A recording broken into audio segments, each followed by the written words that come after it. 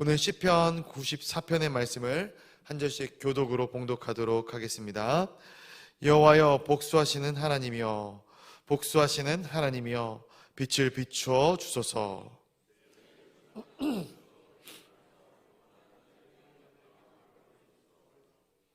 여호와여 악인이 언제까지 개가를 부르리까.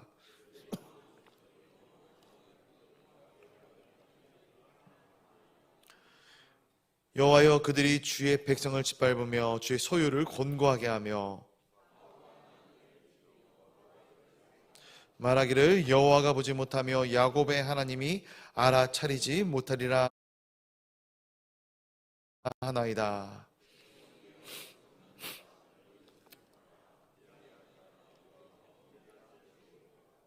길을 지으신 이가 듣지 아니하시랴. 눈을 만드신 이가 보지 아니하시랴.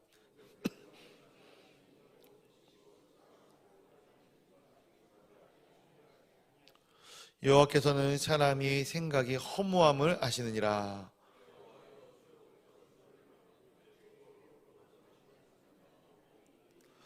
이런 사람에게는 환난의 날을 피하게 하사 악인을 위하여 구덩이를 팔 때까지 평안을 주시리이다.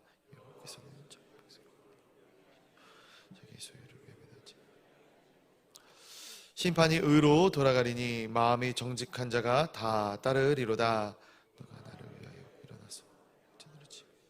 누가 나를 위하여 일어나서 여호와께서 내게 도움이 되지 아니하셨다면 내 영혼이 벌써 침묵 속에 잠겼으리로다. 여호와여 나의 발이 미끄러진다고 말하되 주의 인자심이 나를 붙드시오. 내 속에 근심이 많을 때에 주의 위안이 내 영혼을 즐겁게 하시나이다. 율례를 방지하고 어찌 주 그들이 모여 의인의 영혼을 치려하며 무죄한 자를 정죄하며 피를 흘리려 하나. 여호와는 나의 요새시요 나의 하나님은. 같이 보도록 하겠습니다. 그들의 죄악을 그들에게로 되돌리시며 그들의 악으로 말미암아 그들을 끊으시리니 여호와 우리 하나님의 그들을 끊으시리로다. 아멘. 오늘도 이 새벽에 거룩한 주님의 존전으로 달려나온 주님의 성도님들을 진심으로 환영하고 축복합니다. 오늘 함께 나눈 이 시편 94편의 말씀을 통해서 함께 주님께서 우리에게 주시는 귀한 뜻과 또한 이 삶의 지혜를 함께 나누고자 합니다. 오늘 본문 1절 말씀을 다시 한번 같이 읽어보도록 하겠습니다. 1절 말씀입니다. 시작. 여호와여 복수하시는 하나님이여 복수하시는 하나님이여 빛을 비추어 주소서. 아멘. 우리가 시편 말씀을 통해서 이게 많이 보여지는 그런 장면이 아닌가 싶습니다. 여호와여 복수하시는 하나님이여 복수하시는 하나님이여. 사람들이 복수에 대해서 이야기할 때 자주 쓰는 표현 중에 하나가 복수는 또 다른 복수를 낳는다라는 것이죠.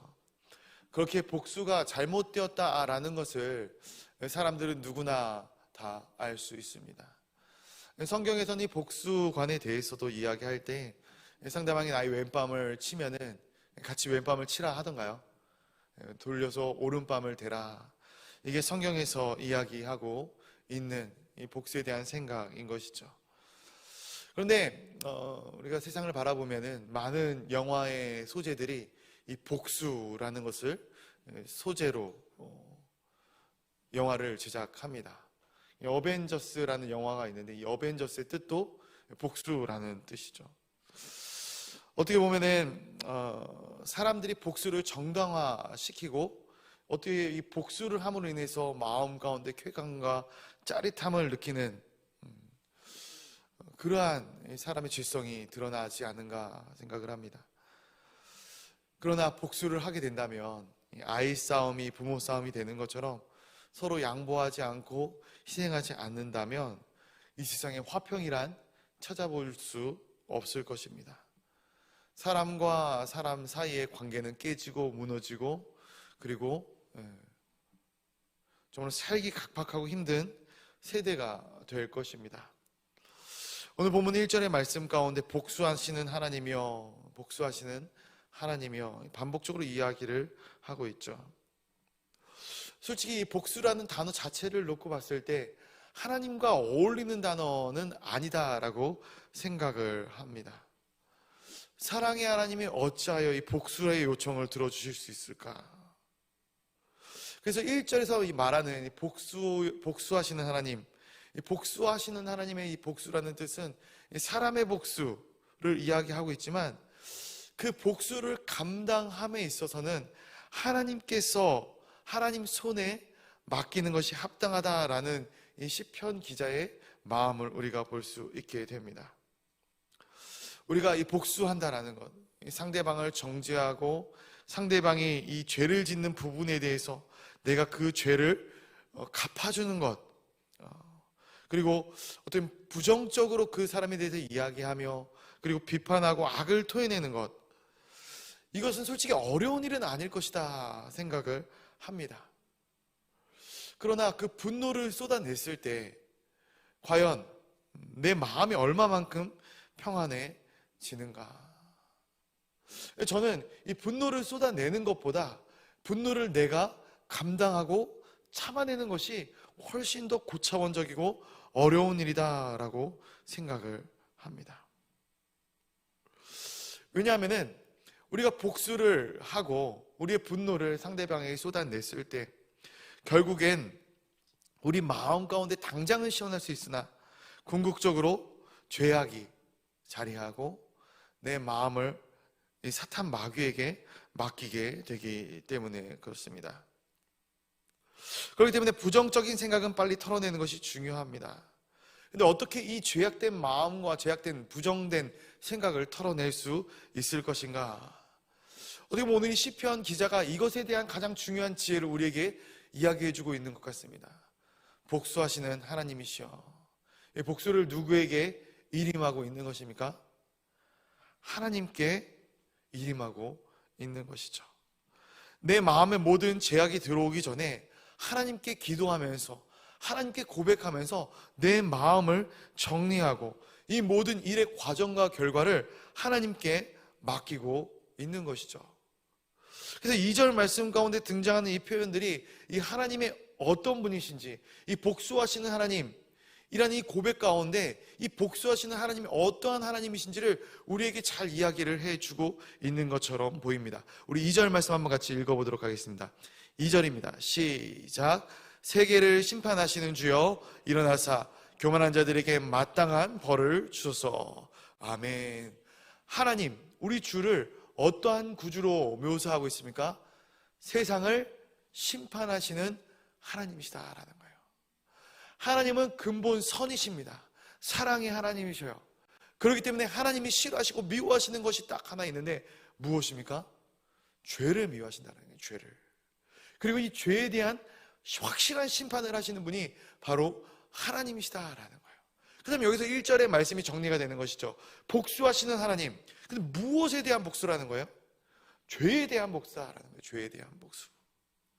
그럼 이 죄인, 이 세상을 심판하실 때 심판의 대상자가 누구인가? 이 말씀해 보니까 교만한 자들이다라는 거예요. 교만한 자들. 이후 7절까지의 말씀 가운데도 그려지고 있지만 이 교만한 자들이 어떠한 자들인가? 하나님이 계시지 않은 것처럼 살아가는 사람들을 이야기하고 있다는 거예요. 지금 이 시편 기자가 살아가고 있는 시대, 이 시대는 어떠한 시대인가?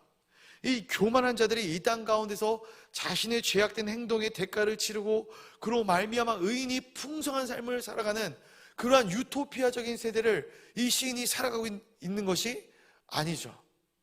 우리 역시 마찬가지입니다. 우리도 똑같아요. 우리도 이 세상의 주변을 둘러봤을 때 믿는 사람들이 승승장구하고 믿지 않는 사람들이 자신의 죄의 대가를 치르는 그러한 세대를 살아가고 있는 것 같지는 않습니다. 그래서 3절 말씀해 보니까 이러한 고백이 나와요. 악인이 언제까지 개가를 부르리까? 이 개가는 승전가를 이야기하죠. 악인들이 승전가를 부르고 있다는 거예요. 악인들이 이 땅 가운데서 득세하고 정말로 잘 살아가고 있다는 거예요. 말씀을 묵상하면서 정말로 이 세대 가운데 이런 생각을 해봐요. 정직한 사람들이 살기 힘든 세상. 정직하면 손해를 봅니다. 우리가 무언가를 이렇게 규정대로, 규칙대로 해 나가고자 할 때 손해를 보는 것이죠. 그러나 그렇다고 해서 크리스천들마저도 세상 사람들과 같이 편법을 행하고 또한 악행을 행하며 살아간다면 세상에 어떻게 빛 대신 주님을 바라볼 수 있을까, 이런 생각을 해보는 것이죠. 그러나 우리가 크리스천으로 살면서 정말로 정직하게 살아가기가 쉽지 않은 세상이 아닌가 계속해서 생각해보지 않을 수가 없더라고요. 그래서 우리가 하나님께 기도하면서 이러한 마음을 품은 적이 있지 않습니까? 하나님, 그래도 저는 신앙인인데 하나님을 믿고 주님의 날에 헌금도 많이 하고 봉사도 하는데 왜 나는 이렇게 사는 것이 힘이 들까요? 다른 사람들은 너무나도 평탄하게 살아가는 것처럼 보이는데 왜 저는 이렇게 힘이 들까요? 그런데 이러한 기도를, 이러한 고백들을 주님 앞에 올려드리면서 다른 한편으로 생각해 볼 때 우리가 이 땅 가운데서 어려움과 고난을 당하는 것이 마땅하다라는 거예요. 마땅하다. 왜 그런가? 이 세상은 세상 권세 잡은 자, 즉 사탄이 팽배해져 있는 세상이기 때문에 그래요. 그들이 무엇으로 믿음의 사람들을 죄 가운데로 끌어들이겠는가? 그들의 사역의 방법인 것이죠. 우리 마음 가운데 있는 죄성을 자극하고 우리를 죄인의 자리로 앉히려는 것. 시편 1편에 보면 복 있는 사람에 대한 고백들이 나옵니다. 복 있는 사람이 어떠한 사람이라고 기록을 합니까? 악인들의 꾀를 따르지 아니하고 죄인의 길에 서지 아니하고 오만한 자의 자리에 앉지 아니한다라는 거였어요. 그럼 죄인의 길은 어디겠습니까? 죄인의 길. 죄인들의 삶은 어떠한 삶이겠습니까? 악인들의 꾀를 쫓는다라는 것이죠. 늘 악한 생각을 하고 악한 것을 꾀하는 사람들. 그리고 죄인의 길에 선다라는 거예요. 죄인의 길. 죄의식이 희미해지는 거예요. 죄의식이 희미해지는 것. 우리가 날마다 죄를 짓고 살아갑니다. 그런데 이게 한 번 짓고 두 번 지을 때는 죄가 죄라는 것을 알아요. 하나님께 회개도 합니다. 하나님 죄송합니다. 잘못했어요. 다시는 이러지 않겠습니다. 근데 반복적으로 죄를 짓다 보면 어떻습니까? 그것이 죄라는 인식을 더 이상 하지 않게 되는 거예요. 그냥 내 삶 가운데 그 규칙적으로 습관적으로 그 죄를 범하면서도 그 죄가 죄라는 것을 희미하게 아는 것이죠. 그리고 늘 오만한 자의 자리에 앉는 것.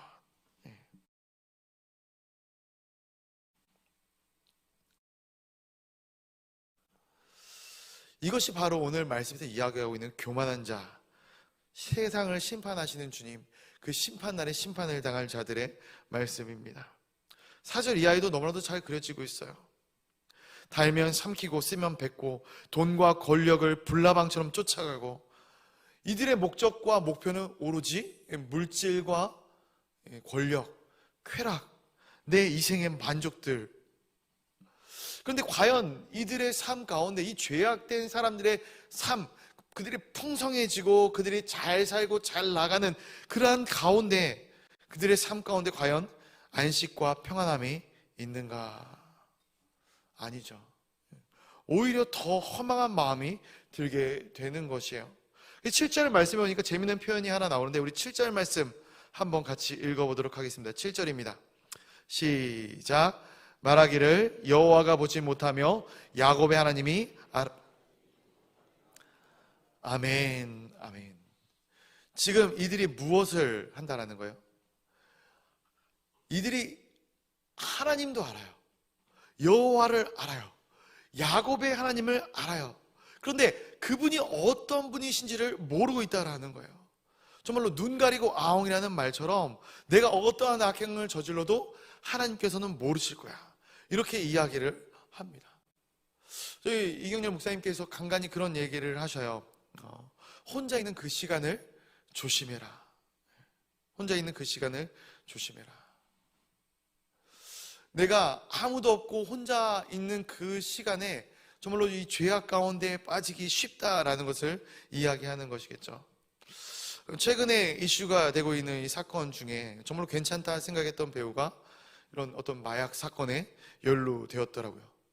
기사들을 보니까 주변에 있는 사람들도 저 사람이 그럴 사람이 아닌데, 정말로 괜찮은 사람인데, 물론 정황이 다 드러나봐야 알 것이고, 이것을 가지고 음모론이다 이런 이야기들도 있긴 하지만, 딱 이 사건만을 가지고 봤을 때 아무리 선한 사람이라도, 아니 선해 보이는 사람일지라도 그 내면에 끊임없이 악한 것과 싸우고 있는 것이 있지 않은가 생각을 해보게 되는 것이죠. 물론 저 역시도 이러한 부분에 있어서 자유롭지 못하다 생각을 합니다. 끊임없이 죄와 싸워 이기려고 노력하면서 근근히 버텨나가고 있는 것이지, 만약에 내 삶 가운데, 우리의 삶 가운데 예수님께서 있지 않다면 바람 한번 불면 날리우는 겨와 같은 인생이 되지 않겠는가. 험한 것을 쫓아가는 인생, 험한 것을 추구하는 인생이 바로 우리의 인생이 되지 않겠는가 생각을 해보게 되는 것이죠. 그래서 이 시편 기자가 이야기하고 있는 가장 지혜로운 방법은 무엇인가? 하나님께 맡기는 거예요. 하나님께 맡기는 것. 저는 이 말씀을 묵상하면서 이것이 다른 사람들의 이 교만함과 악한 것도 물론 이야기하는 것이겠지만, 내 자신의 죄값까지 역시 하나님께 맡기는 삶, 이것이 시편 기자의 삶이 아닌가. 그래서 시편 기자의 이 삶 가운데 하나님께 자신의 마음을 토설하면서 이제는 사람들 향해 이렇게 선포하고 있습니다. 우리 8절부터 11절까지의 말씀 한번 같이 읽어보도록 하겠습니다. 8절부터 11절까지입니다. 시작. 백성 중에 어리석은 자들아, 너희는 생각하라. 무지한 자들아, 너희가 언제나 지혜로울까? 귀를 지으신 이가 듣지 아니하시랴? 눈을 만드신 이가 보지 아니하시랴? 묻 백성을 징벌하시느니 곧 지식으로 사람을 교훈하시는 이가 징벌하지 아니하시랴? 여호와께서는 사람의 생각이 허무함을 아시느니라. 아멘. 아멘. 하나님께 이 모든 이 인간의 죄악들, 그리고 어떤 이 복수에 대한, 또 이 죄에 대한 심판을 속히 해달라 고백하던 시편 기자가 이제는 사람을 향해서 이렇게 고백을 하고 있는 거예요. 무지한 자들아, 너희가 언제나 지혜로울까? 언제나 지혜로울까? 사람이 얼마나 연약한 존재인가. 우리는 이 성경을 보면서 이 아담과 하와의 모습을 보면서 참 이 비판적으로 반응하는 경우가 많이 있습니다. 어떻게 저런 실수를 해서 온 인류를 죄악 가운데 빠뜨리게 될 수 있을까? 이 선악과가 뭐라고 그것을 따먹는 것인가? 이러한 고백들을 할 때가 있는 것이죠. 그러나 우리의 모습을 살펴보면 우리 역시 똑같이 닮아있죠. 마찬가지다 생각을 합니다. 무슨 말인가? 우리는 조금만 우리를 방치해 놓으면은, 하나님께서 우리를 돌봐주시지 않는다면은 언제든지 우리 자신을 하나님의 위치에 놓을 수 있는 그러한 존재가 바로 우리들이다라는 거예요. 우리가 성공하고 뭐 하나 잘나면은 물론 하나님께 영광을 올려드리죠. 그러나 그 이후에 어떻게 됩니까? 내가 스스로 높아지는 자리로 앉게 되는 거예요. 내가 잘나서, 내가 잘해서, 내가 지혜로워서 그렇게 되었다라는 거예요. 스스로를 지혜롭게 생각한다. 그리고 내가 모든 것을 다 안다 생각을 하는 거예요. 특별히 어리석은 자이면 어리석은 자일수록, 오늘 이 18절 말씀에 나오는 것처럼 무지한 자이면 무지한 자일수록 우리가 지혜롭다 생각을 하는 거예요. 저희 딸이 이제 초등학교 1학년이지 않습니까? 머리가 조금 컸어요. 그래서 제가 뭔가 조언을 조금 해주고, 이러한 부분에 대해서, 잘못된 부분에 대해서 이야기를 조금 해주려고 하면은 뭐라고 이야기를 하냐면은, 나도 다 알아, 이렇게 얘기를 해요. 나도 다 알아. 아빠, 나도 다 알아. 그만 말해, 이렇게 얘기합니다. 내가 지금 그 얘기 하려고 했잖아. 내가 잘못했다고 했잖아. 이런 딸의 모습을 보면서 저는 제가 하나님 앞에서 그러한 모습을 취하고 있는 것이 아닌가 깊이 고민을 해봅니다. 하나님, 저도 이러한 신학적인 배경들을 다 알아요. 하나님, 저도 이런 것들을 하나님께서 싫어하신 거 다 알아요. 하나님, 이것 하나님의 뜻 아니었습니까? 묻지도 않고 판단하는 것이죠. 묻지도 않고 판단하는 것입니다. 내가 지혜롭다 생각을 하는 거예요.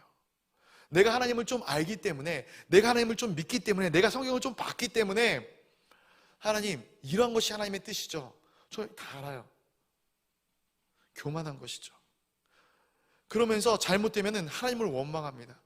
하나님, 이 길이 맞다고 해서 왔는데 왜 아닌 것이죠? 왜 이 지경입니까? 8절에 기록된 것처럼 무지한 자들. 이 범주 안에서 우리가 자유로울 수 없는 것이죠. 우리가 언제까지 지혜로울 수 있겠습니까?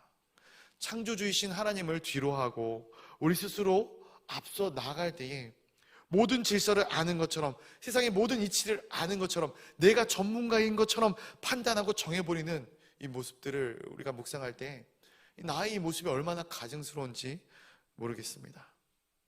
결국 이 모든 것들이 11절 말씀에서 나온 것처럼 그 생각의 허망함, 허무함, 아까 전에 하나님 아버지 앞에 이 복수의 대상자를 고백했던 것과 같은 이 허망함이 우리 안에도 있다라는 것을 보게 되는 것이죠. 말씀을 여기까지 하고 좀 맺고자 하는데, 오늘 시편 기자가 그럼에도 불구하고 이 붙드는 것, 제가 말씀을 여기까지만 준비했냐면 이 뒤가 똑같은 부분이거든요. 같은 내용을 반복적으로 이야기하고 있는데, 오늘 시편 기자가 이 이후의 말씀 가운데 쭉 붙드는 이 말씀에 대한 결론이 가장 마지막 부분에 나와 있어요. 우리 22절과 23절 말씀 한번 같이 읽어보도록 하겠습니다. 22절과 23절입니다. 시작. 여호와 나의 요새시요 나의 하나님은 내가 피할 반석이시라. 그들의 죄악을 그들에게 되돌리시며 그들의 악으로 말미암아 그들을 끊으시리니 여호와 우리 하나님이 그들을 끊으시리로다. 아멘. 이 시편 기자의 고백의 결론이 무엇인가? 이 결론의 고백이 무엇인가? 그럼에도 불구하고 하나님은 끊임없이 그의 백성을 붙드신다라는 거예요. 하나님이 하나님의 백성을 보호하신다.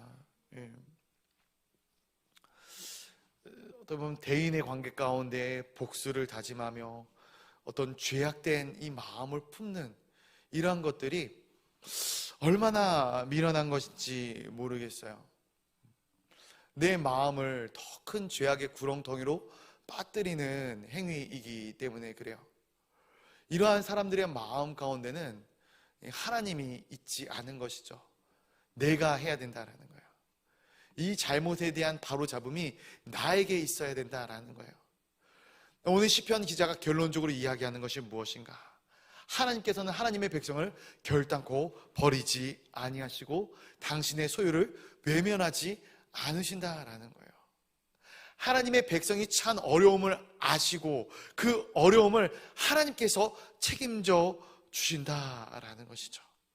하나님이 나의 요새가 되시고 나의 반석이 되신다.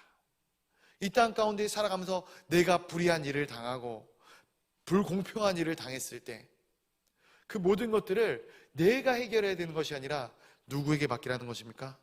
우리의 요새가 되시고 피할 반석이신 하나님께 맡기라라는 거예요.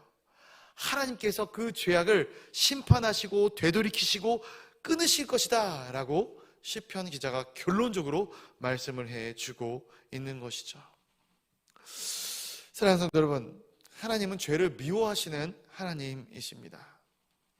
그러나 우리는 늘 죄 가운데 살아가는 것이죠. 죄악된 세상 가운데 살아가는 것입니다.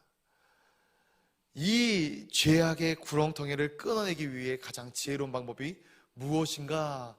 이것에 대해서 오늘 시편 기자는 확실하게 우리에게 말씀을 해주고 있는 것입니다. 가장 지혜로운 방법은 하나님께서 그것을 끊어내시도록 하나님께 기도하는 것이고 우리의 삶을 하나님께 맡기는 것이다. 오늘 이 하루 우리의 요새이시고 피할 반석이 되시는 하나님께 우리의 삶을 맡겨드리는 삶을 살아가시는 저와 여러분들이 되기를 간절히 소원합니다. 그 하나님께서 우리 가운데 역사하심으로 말미암아 우리의 모든 원수를, 우리 내면에 있는 모든 죄악된 것들을 제하시는 놀라운 은혜를 허락하여 주실 줄로 믿습니다. 이 시간 같이 기도하도록 하겠습니다. 이 시간 같이 기도할 때에 우리 말씀 가운데 나타난 하나님의 놀라우신 지혜를 우리가 고백하며 그 지혜에 우리의 삶을 맡기기를 간절히 소망하며 기도하기를 나아가기를 소원합니다. 하나님, 내가 내 모든 것들을 책임지는 것이 아니라 하나님께서 내 인생의 모든 것들을 책임지시고, 내가 이 세상의 모든 것들을 판단하는 것이 아니라 하나님께서 이 모든 이 세상의 것들을 판단하시어 선악간에 심판하실 하나님이신 줄로 믿습니다. 내 마음 가운데 모든 분한 마음과 죄악된 마음을 주께 맡겨드리오니 주님, 내 마음을 감찰하시고 이 세상을 감찰하여 주시옵소서. 같이 기도하도록 하겠습니다. 또한 교회를 위하여 기도하도록 할 때에 우리 특별히 이 임직 투표가 얼마 남지 않았습니다. 우리 세워질 임직자들을 위하여, 또한 이 모든 임직의 과정을 위하여 주님께 기도해 주시면 감사하겠습니다. 또한 대학 수능 평가가 얼마 남지 않았습니다. 우리 고3 수험생들을 위하여 같이 기도해 주시고, 또 우리 주일학교 부서와 또 우리 목장교회를 위해서, 또 앞으로 진행될 많은 사역들을 위해서 기도해 주시면 감사하겠습니다. 나라와 민족을 위하여 기도해 주시면 감사하겠습니다. 우리 전쟁 중에 있는 나라와 민족들을 위하여, 또 이 북한 땅을 위하여, 또 이 나라와 민족을 위하여 특별히 대통령님과 위정자들을 위하여 기도해 주시고, 또 선교사님들과 환우들을 위하여 기도해 주시고, 마지막으로 우리 개인이 가져온 기도의 제목들을 놓고 우리 시간 간절한 마음으로 주님 앞에 기도하실 때에 특별히 더욱 간절한 기도의 제목이 있으신 우리 성도님들은 강대상 앞으로 달려나와 주님 앞에 이름을 부르며 우리 고백하며 기도하며 나아가도록 하겠습니다. 이 시간 우리가 다 같이 주님의 이름을 한번 부르짖으며 기도의 자리로 나아가도록 하겠습니다.